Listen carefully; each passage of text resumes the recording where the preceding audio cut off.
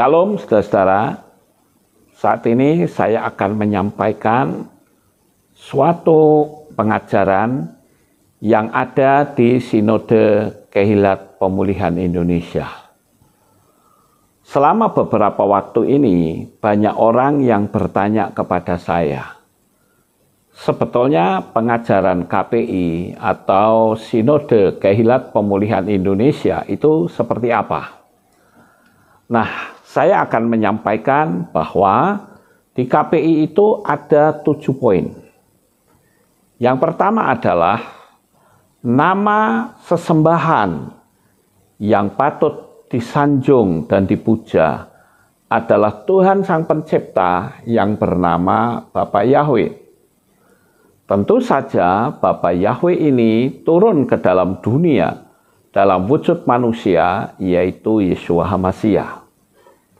KPI tidak juga menggunakan Yahshua, Yehoshua, atau Yahusa.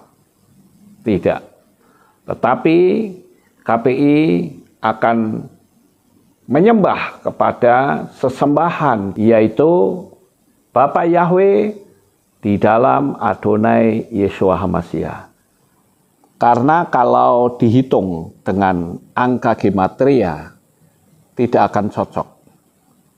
Tetapi kalau Yahweh dan Yeshua itu memiliki angka gematria yang sama. Jadi itu yang harus kita laksanakan atau kita ajarkan kepada jemaat yang saudara gembalakan, bukan Allah dan Yesus. Karena dua nama yang saya sebut terakhir ini bukan berasal dari Israel, tetapi dari Arab dan Yunani. Kemudian yang kedua, saudara-saudara, Sinode Kehilat Pemulihan Indonesia itu sudah tidak Natalan.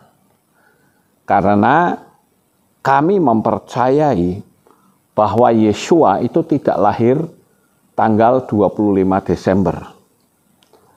Jadi kita harus mengikuti bukan apa kata banyak orang. Bukan apa kata kekristenan yang resmi. Tidak. Tetapi yang kita sampaikan adalah apa yang kitab suci tulis. Itu yang kedua. Kemudian yang ketiga, karena tidak Natalan, yang dirayakan adalah perayaan 7 hari raya. Begitu juga tentu kalau orang yang memiliki pengajaran atau pemahaman yang lebih dalam bisa menambah dengan perayaan yang lain atau acara yang lain, tapi itu bisa dirayakan. Karena kita ini kan Israel rohani. Jadi kalau Israel rohani, maka Israelnya yang asli dalam penderitaan, ya tentu kita juga bisa merasakan. Seperti contoh ada perayaan Tisha B'Av. Ya, itu perayaan yang selalu dirayakan pada tanggal 9 bulan Av. Kemudian ada perayaan Purim dan perayaan Hanukkah. Saudara bisa melihat pengajaran ini, apa itu Hanukkah, apa itu Purim, apa itu Tisha B'Av, saudara bisa lihat di channel Lukas Sutrisno. Kemudian yang keempat, saudara-saudara, KPI itu tidak menganut faham Tritunggal. Karena Tritunggal itu adalah bikinannya Tertullianus.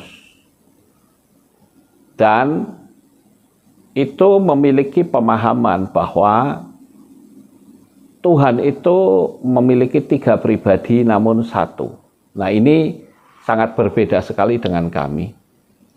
Karena Sinode Kehilat Pemulihan Indonesia itu hanya meyakini bahwa Tuhan Sang Pencipta itu hanya 1, Makanya dalam pola Ibrani disebut Yahweh Ehad atau Yahweh satu-satunya.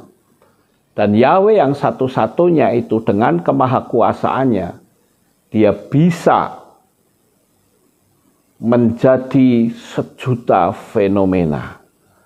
Namun demikian bukan berarti jikalau ada sejuta fenomena berarti ada sejuta pribadi, tentu saja tidak.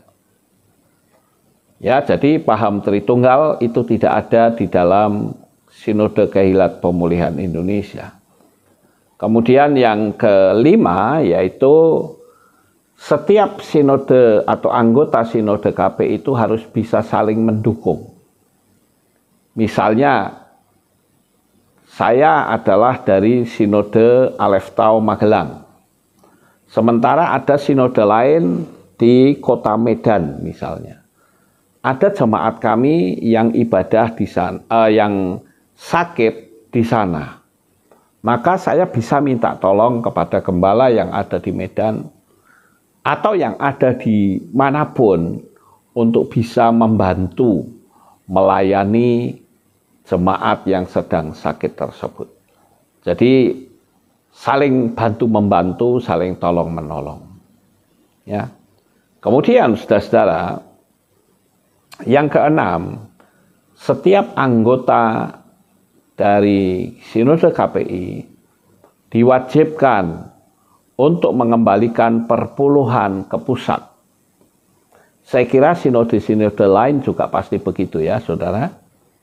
Jadi KPI juga sama. Saudara yang bergabung bersama kami diwajibkan untuk mengembalikan persepuluhan ke pusat. Dan yang terakhir bahwa Sinode KPI itu tidak mengenal gender. Artinya laki-laki dan perempuan itu bisa menggembalakan. Jadi bagi saudara yang perempuan ingin menggembalakan dan membentuk sebuah KPI baru, maka itu sangat diizinkan. Karena dalam kitab suci kita itu tidak ada larangan kalau seorang perempuan itu melayani. Begitu Bapak Ibu Saudara sekalian, apa yang saya bisa sampaikan ini adalah merupakan 7 poin, 7 pilar dasar dari Sinode Kehilat Pemulihan Indonesia.